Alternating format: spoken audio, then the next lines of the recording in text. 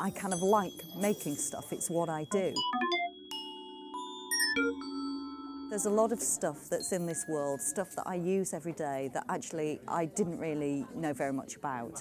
And that's how our project, What's in My Stuff, came to be conceived of. When we started to deconstruct mobile phones primarily and analyse the materials, we realised how many different chemical elements were in that.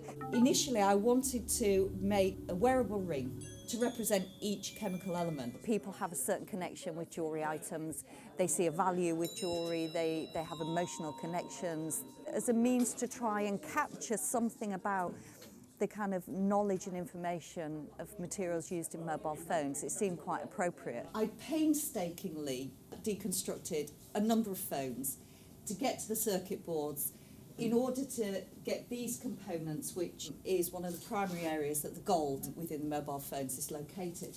And as a jeweller, I just thought they were beautiful.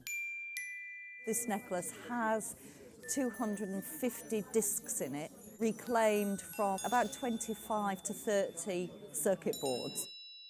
The way certain products are manufactured, you can't take them apart easily and understand how you might fix something. People do just discard things and buy a new one or get a new one. And I suppose working with that sense of the labour of love in this piece was really trying to highlight the fact that these things are really very precious.